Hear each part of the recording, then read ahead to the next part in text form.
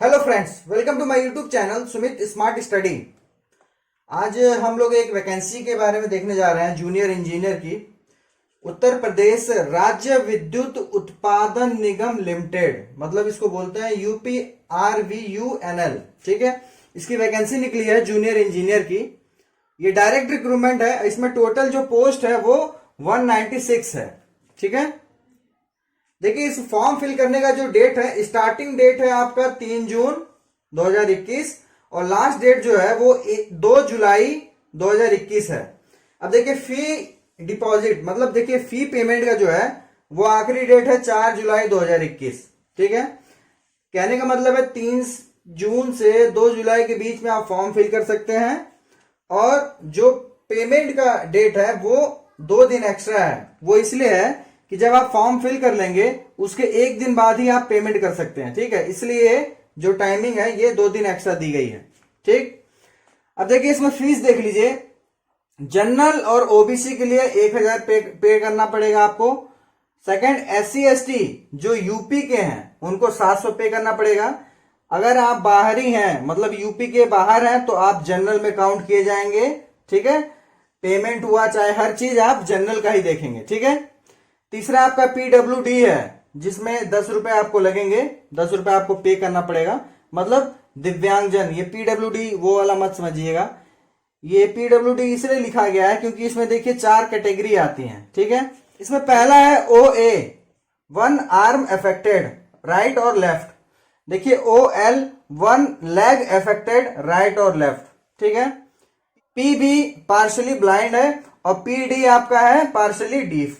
ठीक है, अब देखिए इस वीडियो में हम किन किन चीजों के बारे में चर्चा करेंगे वो यहाँ पे मैंने लिखा है। और एक चीज और है, इस फीस में बैंक चार्जेस भी ऐड रहेंगे, जो आपका ज्यादा से ज्यादा 10-15 रुपया होगा, उससे ज्यादा नहीं होगा। देखिए इसमें सबसे पहला हम डिस्कस करेंगे एज लिमिट के बारे में और किसको किसको कितनी छूट दी जा रही है एज में, वो देखेंगे। वैकेंसी डिटेल और पेमेंट के बारे में देख लेंगे, कितनी पेमेंट मिलेगी इसमें।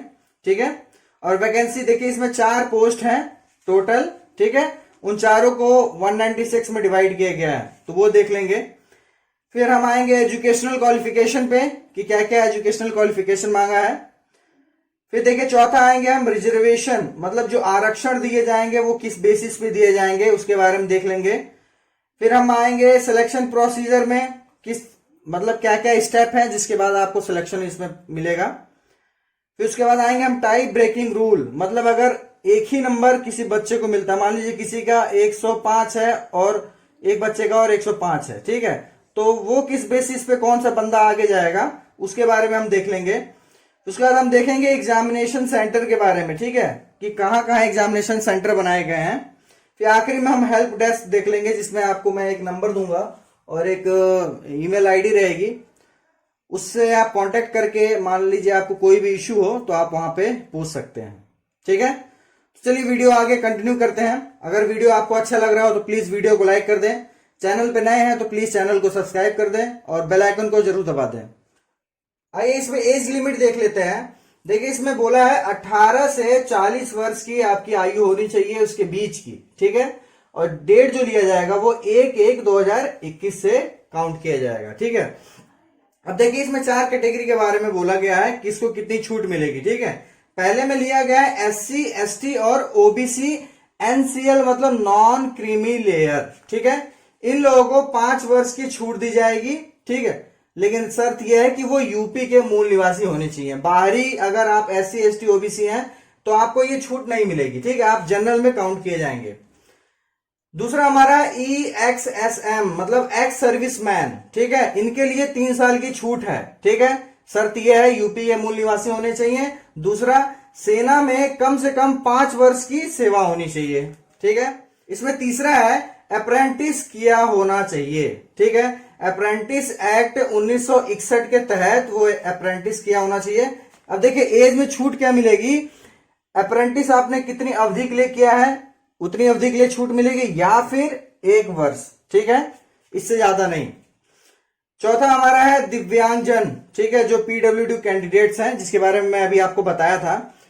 इसमें देखिए क्या बोला है, विथ 40% और एबव डिसेबिलिटी, मतलब 40% के नीचे नहीं होना चाहिए, 40% के ऊपर डिसेबिलिटी होनी चाहिए। ठीक है, इन लोगों को मिलेगा 15 वर्ष की छूट, लेकिन वो यूपी के मूल निवासी होने चाहिए, बाहरी कोई ये छूट नहीं मिलेगी यूपी में। ठीक है, आइए इस वैकेंसी को थोड़ा डिटेल में देख लेते हैं।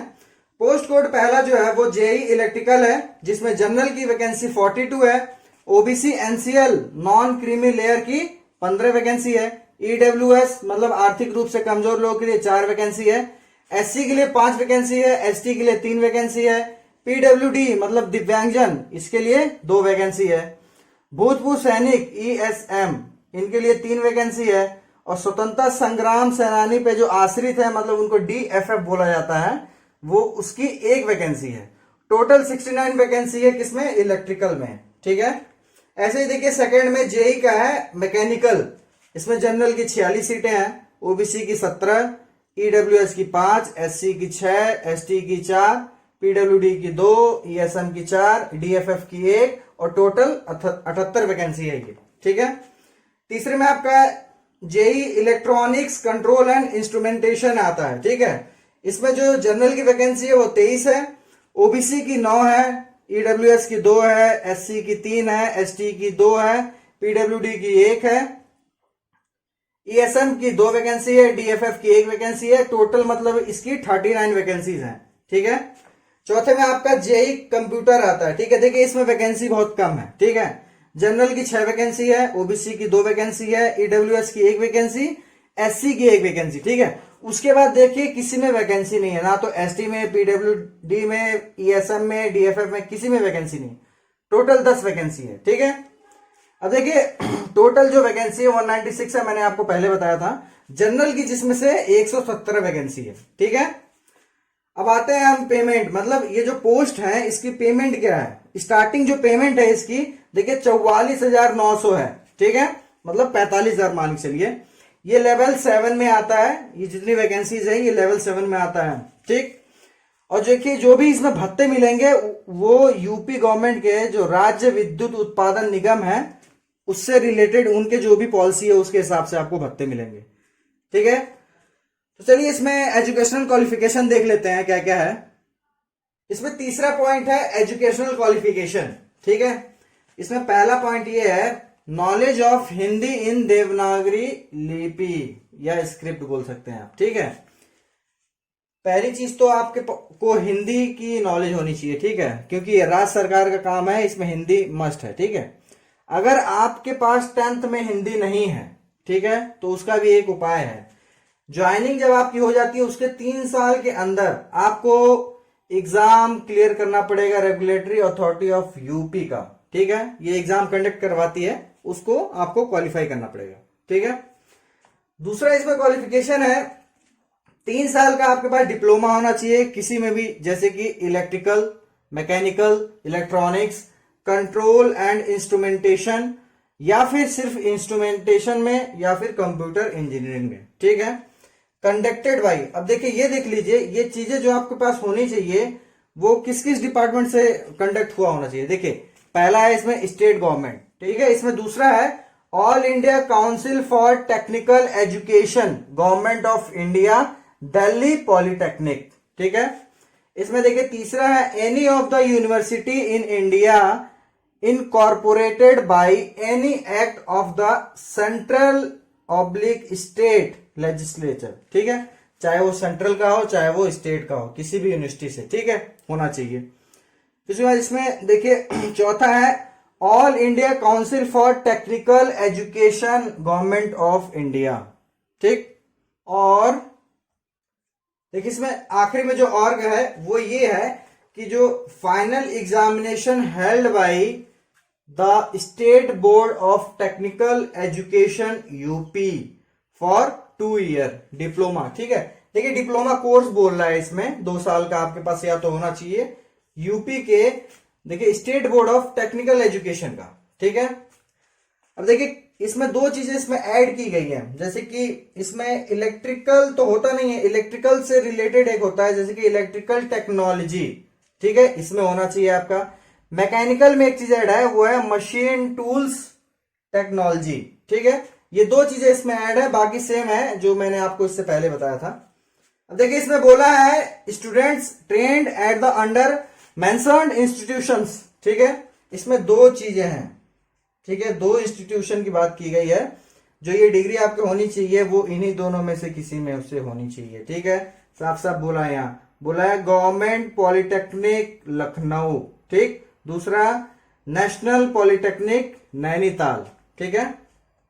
अब देखिए यहाँ पे नोट में कुछ लिखा हुआ है, वो बहुत इंपॉर्टेंट है। वो ये है कि अगर आप डिस्टेंस लर्निंग से ये डिप्लोमा हासिल किए हैं तो वो मान्य नहीं होगा, ठीक है, वो बच्चा एलिजिबल नहीं होगा इसमें, ठीक।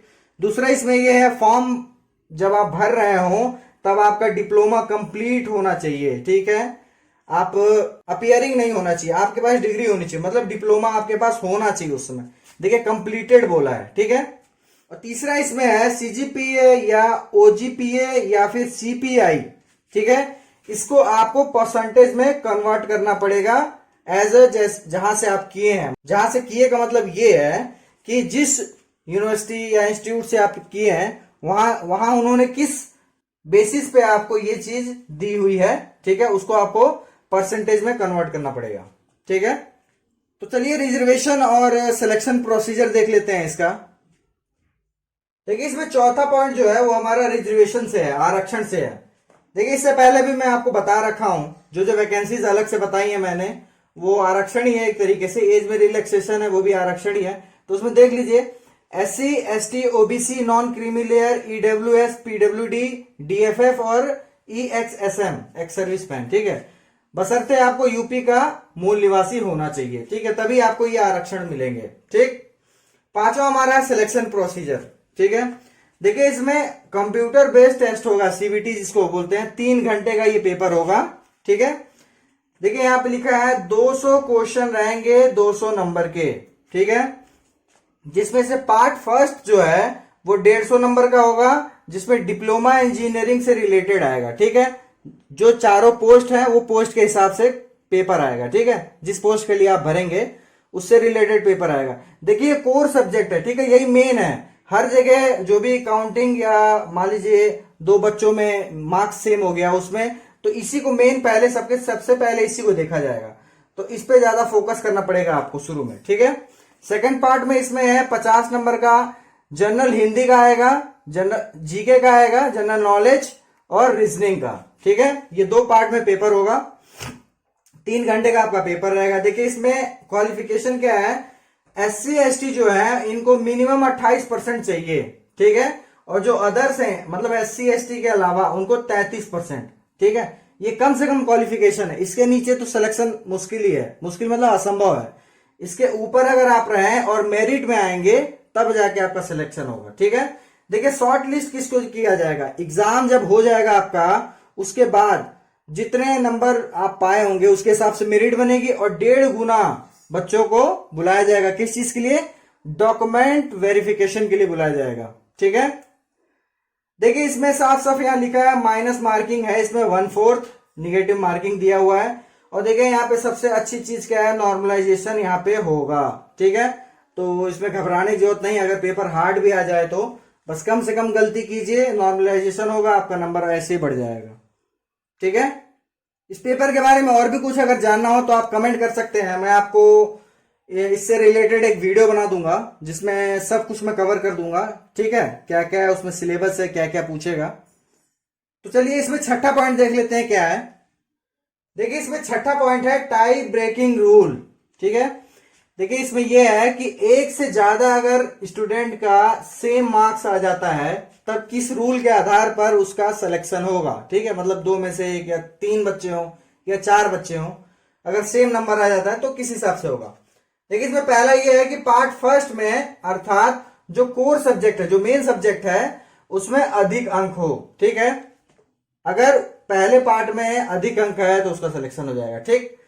अगर ऐसा नहीं है, पहले पार्ट में अगर अधिक अंक ना हो, सेम मार्क्स हो, ठीक है, तब क्या है सेकंड पार्ट में देखा जाएगा कि किसका अधिक अंक है, ठीक है। तीसरे में यह बोला है कि अगर दोनों में समान अंक हो, ठीक है, तब डेट ऑफ बर्थ के अनुसार जिसकी अधिक आयु होगी उस बच्चे का सिलेक्शन हो जाएगा, ठीक है। देखिए इसमें 7वां पॉइंट है एग्जामिनेशन सेंटर, ठीक है, परीक्षा स्थान, ये भी जान लीजिए। देखिए आगरा, अलीगढ़, बरेली, झांसी, कानपुर, लखनऊ, मुरादाबाद, मुजफ्फरनगर, प्रयागराज, वाराणसी, गाजियाबाद, ग्रेटर नोएडा, मेरठ और नोएडा शहर, ठीक है। तो ये सेंटर्स हैं, आप इसमें से कहीं भी प्रेफरेंस डाल सकते हैं कि आप कहां का भरना चाहें, आप नियरेस्ट अपना कहीं का भी डाल सकते हैं। 8वां इसमें यह है कि हेल्प डेस्क। हेल्प डेस्क मतलब ये है कि अगर आपको कोई भी इश्यू होता है फॉर्म भरते समय या किसी भी तरीके की दिक्कत होती है तो आप इसके हेल्पलाइन नंबर पे कांटेक्ट कर सकते हैं या फिर ईमेल कर सकते हैं, ठीक है। इसमें मैंने एक वेबसाइट दे दिया है जिससे आप फॉर्म भर सकते हैं यहाँ पे जाके, ठीक है।